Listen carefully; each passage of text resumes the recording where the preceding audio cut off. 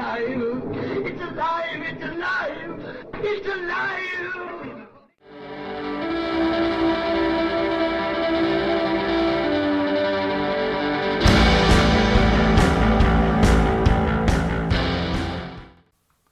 Hello and welcome to Alive After Reading. I'm your host, Tim Niederreiter, and Happy New Year, everybody. With me to ring in the new year is a personal friend of mine, Reinhardt Suarez. Welcome to the podcast. Hello, I am back and happy to be back to talk about where we've been and where we're going. Yeah, absolutely, and that's the name of the game today. This is, as the tradition is kind of developed on this podcast, New Year's, which means the middle of the season, because our seasons are stupid long. There are 100 episodes each. But also, so they each take place over 2 years, not one. But also, this is a weird time, I think, maybe an interesting time for both of us, and in every sense, in both the classic, whatever, maybe apocryphal Chinese diss, maybe you live in interesting times. Yeah. And the potentially very, very positive meaning that's kind of the opposite of that. So, Reinhardt, what have you got going on? What happened to you? It's been a while since you've been on the show. We chat fairly regularly.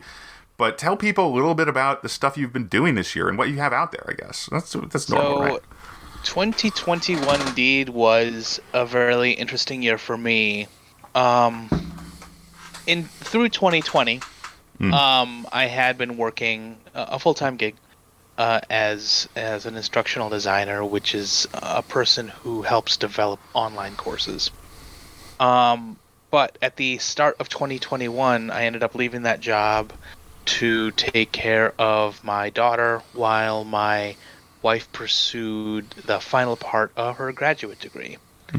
So the plan then was to really treat childcare, being a stay-at-home dad, homemaker kind of thing, as the full-time job, and try to just push forward a lot of the written work that I had been working on slowly, after hours or early morning or whatever. And I had been up to that point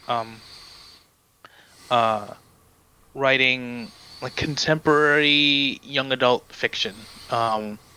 So if readers are familiar with someone like John Green, that would be something like that. In late 2020, I actually got tapped with an opportunity to write fantasy, really for the first time in a long, long time, and definitely the first time as a paid opportunity to work with Wizards of the Coast on their Magic the Gathering, the stories that go along with their card sets. So the first stories I wrote for Magic the Gathering premiered in early 2021. There were 2 stories that went along with the Strixhaven expansion set. And just recently, another story of mine came out with one of the Innistrad sets, Innistrad Crimson Vow, which is the latest set to have come out. And those are all up on the Wizards of the Coast Magic the Gathering story page. They're free, and there are a whole bunch of other great authors that have contributed free stories that go along with the cards. Definitely, if someone is a fan of Magic the Gathering, these are great little things to get more flavor.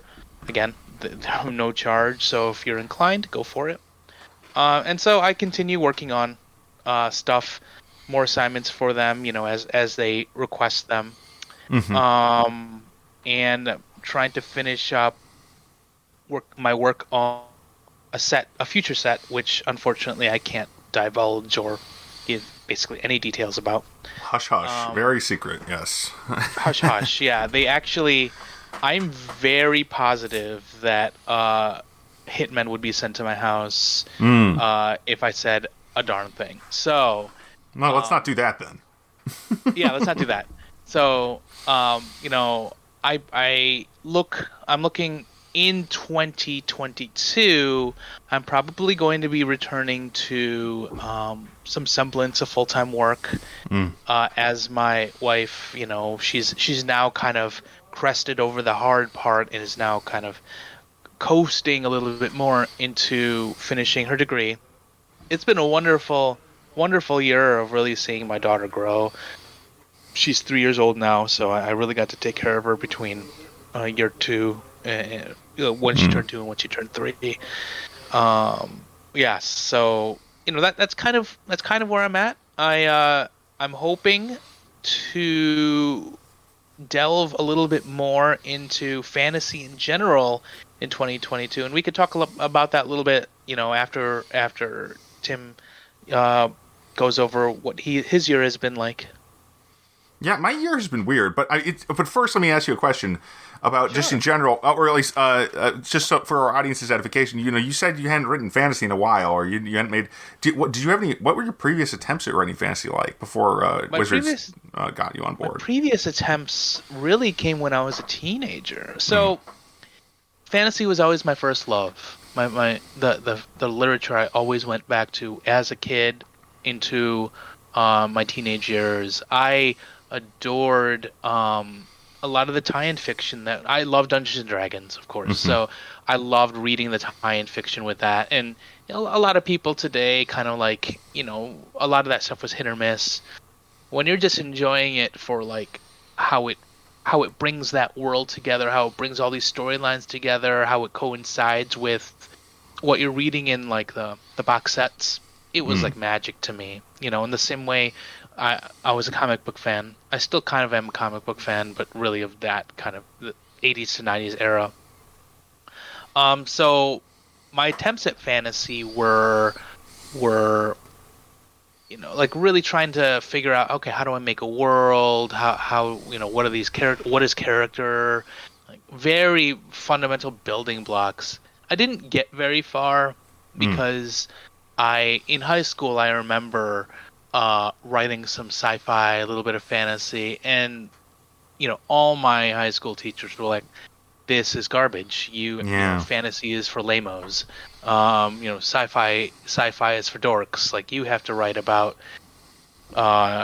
young adults who smoke cigarettes and have skeezy weekends." And so, like, I mean, I was 16. I mean, they told me they were in their 40s. They told me that was the truth, and I'm like, oh, I guess I can't like fantasy anymore. So, for a long time, I didn't read it, and I really only came back to. I don't know if I will say I came back to it, but I've always had an appreciation for it. But I really became much more interested in picking up more modern fantasy, really when it came to working with Magic the Gathering, because I felt a gulf of knowledge. I felt that I really needed to understand where fantasy readers are coming from, where fantasy writers are coming from, what is modern fantasy, all the building blocks. And it's like, I think fantasy, the fantasy that I've picked up, Joe Abercrombie, I've just picked up the Witcher series to read. That kind of mix of like darkness, philosophy, a little bit of grimdark here and there. That's kind of the mix I like. So I've really appreciated learning through those works. But yeah, other than that, I had one fantasy story that I actually got published in a small anthology. And that was it. So very small amount of real experience with it. All right, yeah, that makes sense. I mean, obviously, I knew a lot of that in advance. We talk a lot, but one of the things that I did this year that's been interesting. It's funny you should mention, kind of reconnecting with your original attraction to the genre. And I think I mentioned this on the podcast before, but I don't think I mentioned how deep it went for me when I discovered I finally started reading the Elric series by Michael Morcock. And these books they're dated a little bit.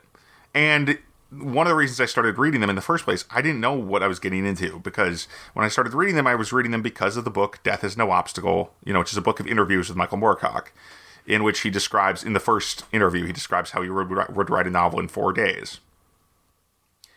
And these were some of the books he wrote in 4 days, which I think are actually better than he probably considers them. But they, because he's pretty dismissive of his own work in this regard, because he preferred the science fiction to the fantasy, I think. Right. Yeah. But anyway, they made a huge impact on the games I played as a kid. Still play some of them. Warhammer, fantasy specifically draws a ton of influence from the Elric saga. And I didn't know that. I'd never read these books before. And I started reading them. I'm like, okay, this is cool. This is fun. Flip through. I read 3 of them. And I realized they're heroic fantasy, dark heroic fantasy. And I'm like, this is kind of what I wanted to write all along. This is the not epic fantasy, heroic fantasy. Quite different subgenre of fantasy. And I'm much more intrigued by it than by, giant epic 100,000 word novel, 200,000 word novels most of the time. Describe the difference between those two? Yeah, definitely. The difference here is that the characters are, it's more personal in a way because the point of view is more zoomed in on the characters. There's no bouncing around to different parts of the world generally, right? You're not going over here and have like in Game of Thrones where you don't have a storyline on another continent. Like that goes through the whole series. It's really focused. It is, and they're more adventure stories in the case of the Elric books, especially. So there's like, okay, we want to go get this thing, this doohickey. So it's kind of there's an Indiana Jones vibe, or probably inspired Indiana Jones, to be honest, that kind of thing. Very old pulp novel style, where That's stuff I like. I really like that stuff. Yeah, and I realized that I grew up reading books, and then there's the dark element, obviously, is in there, but that's common with a lot of epic fantasy now, where these characters are, cursed or they've got problems that come from within, and I love that. I think that was really cool. I would say Elric maybe was one of the first to embrace that. No, he's kind of it's a surprisingly trailblazing series, but I think it's partially because also Morcock clearly has like literary roots. Yeah. So he knows about he knew about all these older traditions like the Gothic tradition and stuff, and incorporated a lot of those themes into the series. Even if the series is much more fun than just a dark Gothic novel or like something like that might be in a traditional sense, more action packed. There's still tools that he was probably taking from the Gothics and the Romantics. And the mood too. The mood is very important. It's bleak, and yet also there's this stark kind of beauty to it. Anyway, it's a very cool series that, I mean, again, there are problems with it that are mostly attributable to when it was written. Not necessarily to the fact that it was written fast. I don't think any of those problems were because it was written fast. Let me be clear here. I don't think writing fast is bad. I think it's actually, my own experience with my books, when I write fast, I write better. And I think that might have been true with Morcock as well, because he's just not paying attention to those little details when he's doing that first pass, Yeah, he's really concerned, because I remember you talking about his formula. Yes. And like he's very... he adheres to that, and so he's more concerned about the big picture structure versus like the tiny little details that you're talking about. Yes, and anyway, that kind of takes me to what I was doing this year, even though I've kind of gotten bogged down a little bit by my Vela stories. The first half of the year was very much a wasteland for me, even though I released Well Country, I think second quarter this year. Well Country being the first... the third book in the Demon Hunter series. It feels like forever since I released it, so that's kind of a good news because I'm writing the next one soon. The third Demon Hunter book, I really like it. It didn't see a ton of success because, first of all, because I hadn't promoted the first book very much. So let's business talk aside. I think I need to promote Demon Scroll more because it's gotten really good. That was how I ended 2021. No, 2020 was editing Demon Scroll all of December, and it paid off. That book's really solid now, and all my reviews coming in are saying as much, basically. They're like, nobody's panning it anymore when I get a review from a genuine reader. So that's really strong, and I like it. And that's because that book was dictated. Originally, it was quite weak and had problems that it wouldn't have been there if I just edited it better in the first place. So the re-edit is mostly just punched everything up, made it a much cleaner novel. And so now, but I really need more books just in general, and that is my goal for 2022. I mean, really, I feel like, and then I released 2 Twisted Gods books this year as well, and I released, Warrior Online, the first volume of that also came out which is one of my Vela stories. In ebook form, yeah, it's out in ebook. And all these are exclusive with Amazon.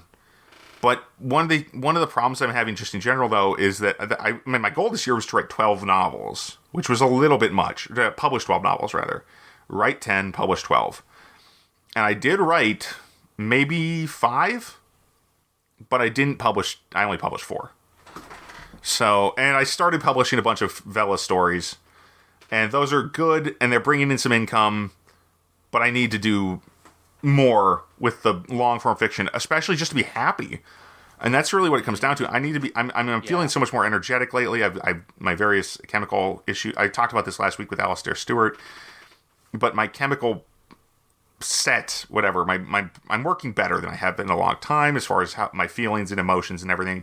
And it's better than, it makes it easier to work, to write. Yeah. So you're kind of primed now. Yes. So 2022 is like, you have that set. Yes. As long as I've... Yeah, exactly. And as long as I have a realistic expectation, I think I'll do well in 2022. So my goal is to write I have 8 specific novels I want to write in 2022 and publish all of them. And I want to keep these Vela stories going at least until each one concludes. That might be difficult because I don't see them concluding. They're all different series, basically. So that could go on forever.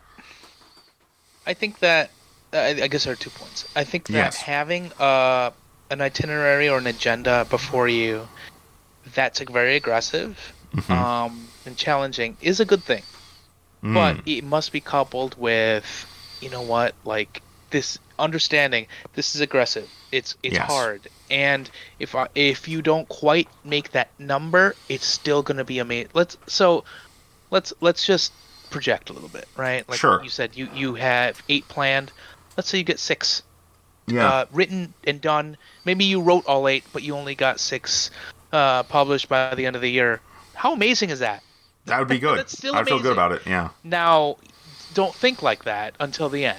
Like, you just want to keep on going, be very ordered, be very optimistic with what you're doing, confident, as confident as you can be. But at no point, I really don't think that, beating yourself up, and I don't think you're going to be doing this, but I know, like, a lot of other writers out there, they do beat themselves up for not getting the goal that they set for themselves, even though it's always a chance that you won't make it, and that's okay. Yeah, it's very true. I mean, I used to beat myself up a lot. I don't think I'll do it as much going forward because I feel just so much more positive in general. Of the last year or two, which is a weird thing to happen during the pandemic, where everything seems to be getting worse. But I just keep feeling better, and it's kind of bizarre. But it's very useful for me because otherwise I'd be in a real pit. How do you survive if your own life feels terrible and you feel terrible inside, and everything else seems to be getting worse? It's bleak. That's not a good outcome. Right. That's not a good place to be. For like a bottomless black hole. And you can't. I'm a natural pessimist, right? But a combination of, I find that when I really give into it, I kind of just nothing. I become like a hunk of coal. But also I can't be. There's a piece of me that I cannot let, kind of turn totally black and pessimistic, because I have to hold out a little bit for my daughter. Like, if I can't have a tiny sliver of hope that the world will be better for her, then I can't try and make the world better for her, if that makes any sense. I think it makes perfect sense. It's the same thing with you. It's like, don't feel bad about feeling good about knowing what you're doing. It doesn't mean that you're not concerned about other stuff. It doesn't mean that you're not aware of things around you or that people around you need help. But in this particular sense, in what you're doing and in your labor, having that optimism and always moving forward, there's no substitute for it. Otherwise, there are some great authors out there who really give into despair a lot, and they don't write anything, and that's such a shame. I hear you. I mean, and honestly, that's one of those things that when I look back at my 20s, 2000, or especially and toward the end of my 20s, 2000, 2017 to 2019. The first part of 2019 anyway. It's such a dark time. I'm surprised I got anything done in that period. And I did write books, and I published books in that time period. But it's kind of shocking to me that I was able to do anything at all. And I think that's also important, because even people who are down in the dumps you're capable of doing stuff. You can, and it'll help you get better, I think. Yeah. I look back at my 20s. So my 20s was during the early to mid aughts. And I didn't get anything done. I was writing. I went to writing school. I was writing stuff. I was on the agent train, trying and hitting the brick wall over and over. And it does feel rotten. I do feel in a way that I squandered that time. Now, I didn't have the outlet that Kindle and books would provide, and the latter half of that time into the 2010s. But still, I could have kept on writing more stuff instead of. I really did get dejected. In some ways, the traditional route is built to do that. Yes, it is. It's depressing, and that's one of the reasons I stopped trying to do it. I think. Even though I wouldn't have been able to articulate that at the time, I stopped trying to submit to agents because there was an alternative, and I didn't. And I was like, "This is just not working. I don't see the point anymore of doing it either." Because all I hear is about hell and how hard it is to have an agent and do traditional publishing. And I'm like, I'm gonna just take my trust my luck with the other option. That's another reason why, because it is for writers, it is a hopeful time. Being able to put out a book, if I'm planning to put out, and I do want to put out more books next year, I can just do it. It's so great. Yes. I mean, for a lot of authors, there's going to be an upfront cost for cover and maybe editing. Yes, absolutely. And definitely proofreading. But it's still possible. And if you have a day job or you're making money, you can afford that. Yeah, exactly. Those odds are very surmountable, and especially if you pay attention and you're a little thrifty when it comes to design, like cover design specifically, you can save a pretty penny and still have a very nice looking book. There's lots of pre-made covers out there that look great. There's a lot of just good designers who don't work for that much, or who will get you a cover at a fair price. Absolutely, and I do have to say that just putting stuff out, it doesn't, you might hear from one or two people, you might get a few reviews. I definitely have not, in this past year, put as much into promoting my own stuff as you have, Tim. But still, even getting the few people that have read my stuff, and hopefully getting a few more next year, that's a really good feeling. If you feel that that accomplishment, how few people, and I know because I talk to them all the time, and you do too, where you speak to them and they're like, "Oh, you're a writer. I wish I could write a book." And you tell them, "What's stopping you?" Yeah. Look, you can. It's better than it's ever been. Better than ever. You can get your book out in front of people, and if it strikes a chord with them, it just takes off like wildfire, So that's a reason why I feel optimistic, despite all the reasons why you shouldn't. Yeah, it's actually kind of crazy. Speaking of, granted, this is one reader, and I did have a prior history with this reader, though I didn't know it. I started back in the day. There was a Mutant Masterminds, an RPG fan community called the Atomic Think Tank. Actually, it was their official forums. It was the official forums for the publisher. But on there were threads where people would convert superheroes, because it was a superhero game. They would convert the stats of published superheroes into the game. They'd have fluff and stuff. And sometimes people would do original characters and share them on there. And I had a thread where I would do that a lot. And this connects to my writing, because I would use the same settings there as I would eventually write novels in, or as I was writing novels in and publishing later.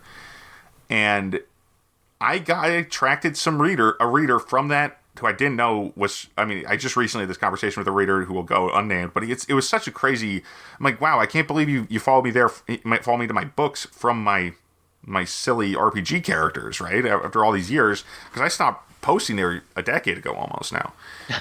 That's quite a journey. Wow. Yeah. But this guy, because I would describe the settings and stuff for these weird fantasy and sci-fi characters, and this guy remembered them all. There were a bunch of them, and he was like, wait a minute, this is that thing. This is the same guy. And now I was chatting with him, and I was very surprised that anybody did that. I mean, granted, it's one person, but I was not a well-observed thread at the time. I mean, people were there to read about Superman and figure out his stats and not read about my made-up characters. So it was a pretty weird coincidence. Maybe not coincidence, actually. I guess that's my point, though, is it's not a coincidence. It is just, it's the investment. It comes back, and I think the first, it keeps coming back. You know, the people, like, you make an impact. Look at what impact you made on accident. Yes. You know, and then when you start putting effort, purposeful effort toward doing that same thing, it just grows, you know. And, yes.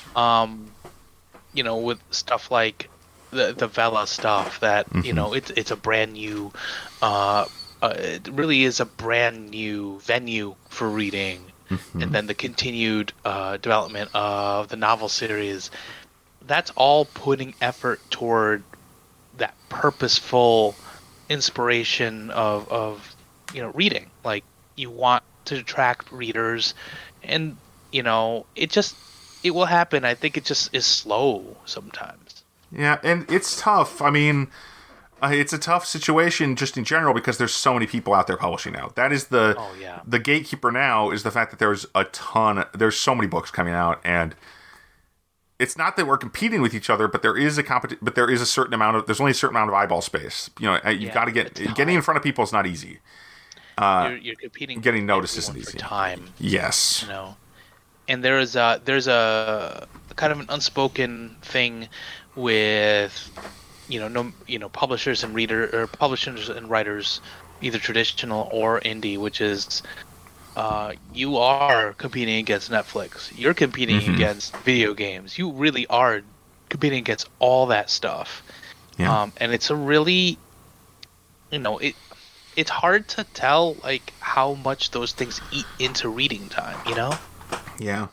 No, but regardless, it's a new year, and I see there's a lot of positive stuff going on for the industry anyway. But I think, especially for the independent side of the creative writing industry in general, of authorship and stuff. And I'm excited about it. I am very pleased to be trying to do more, I guess, than I thought I was going to be trying to do. I mean, I 8 books sounds like a lot. It doesn't sound like that much to me anymore, even though I didn't do it this year, right? I did half that this year, so it would be a lot of publishing. It will be a lot of publishing, let me say it that way. On the other hand, it seems very doable to me. It looks like a reasonable approach, and it's not, and maybe not, and even though you say, like you say, challenging but not impossible, not a demoralizing task. Not something that looks so difficult that I'm just going to be falling behind immediately. Yes. But lately I've been having this kind of weird craving, and I guess I just want to pick your brain about this before we go into the reading section. Yeah, sure. I've been having this strange craving of, like, because I've been writing a lot for the serials, and I just want to do more. I just want to sit down on the big writing day. I think I'm due for one. And that happened a lot. That happened to me back. I mean, the last time this happened to me seriously was back in freshman year of college, where I sat down on a Saturday. People probably remember this story because this is how the beginning Orphan Mage got written, basically. I sat down, I had very little preparation. I'd made lists of characters and names, and I knew what they looked like, just because I hadn't written anything in 2 months or whatever. And at the time, 2 months seemed like a lot, but I did take a bigger break between the end of, later on in college. But I wrote 12,000 words in one day in like 8 to 10 hours, something like that. It was, for me, it was the biggest day I'd ever had at that time, and very fun. It was so much fun that even now I still remember it very fondly. And I guess my point is that I think something like that is in my future, some kind of day where or maybe a week, maybe a series of events. Maybe I can make it more regular. Just had a big day because I've been doing so many little chapters and nibbling at a lot of little stories. I think I'm ready to dive into something bigger again. And that's really good because I do have novels to write. Let me put it that way. No, I think like even just the thought of like it's coming soon. Mm-hmm. I think you're kind of priming yourself to, there's going to be the one day where you sit down and you just start writing and you're just going to feel in the zone and you just ride that. Just ride it, But the start is, I think this is going to happen. I think it can happen. Yeah, knowing, and it's almost a knowledge that comes from within. It's not something you learn. It's just something you know. And you get more sure of it with time. Yeah. Yeah. At least that's how it feels to me. It goes from the cognitive to the instinctual. Yes. And speaking of cognitive to instinctual, that sounds a lot like The Inner Game of Tennis, which is a book I've been reading lately. So that's a great book. Definitely recommended for all creatives. Is it actually about tennis? It is, but it's also about all skill. It's about how you learn any skill. I don't know. Yeah. So this book, it's a classic guide to learning tennis, and I'm only about halfway through it, even though I started reading it years ago. It's funny. But I did, because the first half of it is like the general philosophy of how this system works.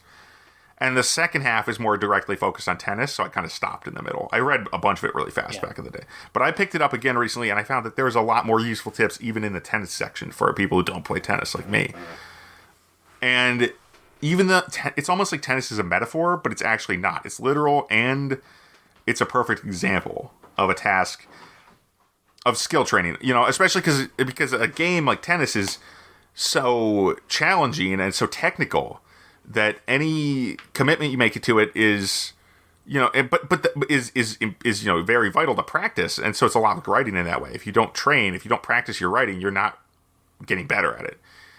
And you're going to lose skill too. You're going to diminish just like any other skill. Yeah. But yeah, it's like a muscle. Yeah.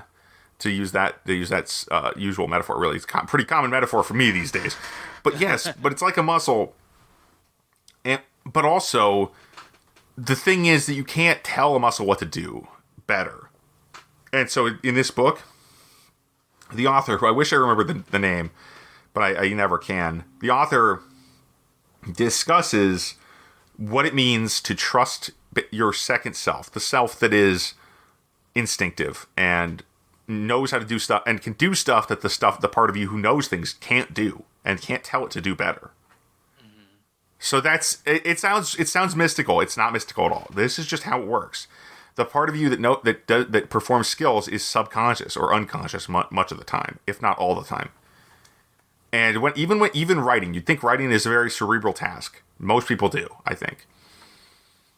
But when it comes down to it, I don't pay attention to that kind of thing when I'm writing. I don't think about what I'm going to do next that much when I'm writing well. Oftentimes the editing is a cerebral task. It's more cerebral, yes. Yeah, but I think the thrust of your original writing, like writing a first draft, that's very much just like pulling from, sure, there are some parts where you might stop and think about things, but I think it really is pulling from this, like your unconscious. So we're pulling from this kind of almost mechanical part of yourself. Yes. No, it's what it is. It's the mechanical part. It's the part that does tasks. And it's hard to explain. I'd recommend people who are interested in any of this, interested in learning a skill. And I think that should be just about everyone. Try reading The Inner Game of Tennis. I don't think you'll be disappointed. He does a much better job of explaining it than I ever could. Cool. Yeah, I will pick that up. And so, Reinhardt, what have you been reading lately? So I have, like I mentioned, I am currently reading both The Witcher short stories. So right now is The Last Wish, I think. That book. I'm reading. And Joe Abercrombie's First Law trilogy. Cool. So I love those books. In preparation to embark on my first attempt in a very long time to write a fantasy novel. And So how I go about things, I really like to dive deep and almost treat a story, whether it's a fantasy story or a non-fantasy story, treat it like a research project. So I'm not only doing that just to really get the artistic sense of maybe what fantasy entails and what good fantasy entails. I also, and I think Tim, you probably do a little bit of this too. I like to go back to my RPG roots, and I like to read over some of these world building materials to get a sense of how thorough you have to be and how much you need to think about and really get all these details in the world so that it feels real. Yeah. The what I'm reading right now are these really old Dungeons and Dragons materials, the Gazetteer series that was for basic D&D circa the late 80s. Because they were super, super thorough with how the societies were set up in a way that I think D&D isn't as thorough today. Oh, interesting. Okay. It's not as concerned today. I think the like game 5th edition is concerned with the minutia of what crops are they growing at what time of year is like literally what is in this what are in some of the gazetteers versus in I think in today's D&D it's more about like storytelling and theatrics and things like that. Yes. More movie style rather than like more movie style than that kind of like nitty gritty. It's not anthropological, Yeah, it's borderline that. So the one I just read is this box set that called Dawn of the Emperors, which is about two rival empires and about how they hate each other and how they try to battle each other, not really through force of arms, but through politics, through underhanded deals, through, because they have vastly different cultures. Yeah. And that's stuff that fascinates me. And so I really just read it over to get inspiration for like, okay, I like this kind of idea of this areas of schism between these two large like kingdoms or empires or whatever, because that's where a lot of the interesting stories can happen of you have this history of conflict after conflict, of grudges, of mysteries, of in this tiny little, relatively speaking, tiny little area. So that I've been writing just my brainstorming document, just brainstorming all these aspects of the world. What else have I been reading? I've been really that's been my main reading. I love reading about Magic the Gathering lore, yeah. But literally it's been 6 months of reading almost nothing but Magic the Gathering lore. Like I've read, I can't tell you how many novels from the early 90s to today of Magic the Gathering, and it's nice to take a little break so that I can, absolutely take a breath. I can take a breath and kind of enjoy some of these other things. I do have plans to get more into fantasy, and especially the kind of fantasy that I like, which is that little bit darker stuff. I want to enjoy. I don't know if "enjoy" is the right term, but I do want to. I do want to watch/read Berserk. Oh yeah, Berserk's a classic. Because very dark classic, very brutal. It's exactly what you said about Elric. It's heroic fantasy. I would say that there are definitely epic undertones, but it's super focused on these specific characters. Absolutely. I want to get into that. I want to enjoy some of the new fantasy adaptations coming out. I really do see fantasy dominating media in the next year, even over superheroes. I kind of see superheroes a little receding, and we're getting the next Dune. We're getting, I mean, for fans of Wheel of Time, they put out the Wheel of Time, The Witcher. You know, I think there are going to be more. I think there's supposed to be a Lord of the Rings, some weird. Yeah, they're doing an HBO, I think, HBO show. Yeah. And not to mention the second Game of Thrones show, or whatever. Yeah, there's going to be another Game of Thrones in that setting. So, as a fantasy writer, like as people who are interested in reading it and people who are interested in writing it and creating that kind of content, this is the year. This is the year coming. Like, this is the opportunity. Yep. I couldn't agree more. I'm actually really excited. I'm mostly writing fantasy lately, so, or at least that's what my novels are going to be. I write a lot of science fiction for the serials. But anyway, I'm very excited, and thanks again, Reinhardt, for being on the show. It's been great. We ran a little long. It's been happening more and more lately. Isn't that weird? I guess I'm just having fun with the podcast, just listening and chatting. It's been awesome. Yeah, I love it. Thank you so much for having me. Oh, you're very welcome. And 2021 was a great year, so thank you, everyone, for listening. You're all great. I hope you keep listening now that it's 2022. Yeah, definitely. Reinhardt, thank you so much. Always great to chat with you. And as for my books, you can find them at as for this podcast, you can find us at mentalcellarpublications.com. My books can be found at timniederreiter.com/books. And my serial stories you can find at timniederreiter.com/serialized-fiction. So, yeah, thanks for listening. Go check that stuff out, I mean, toss a coin to your Witcher. I mean, I don't kill monsters, I make them, but you get the idea. So take it easy, folks. Have a good one. I'll talk to you soon. Next week. We don't take a break at this show. It just keeps going.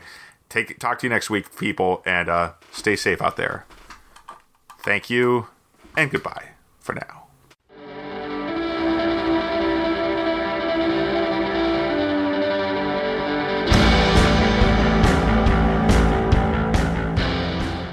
That tears it.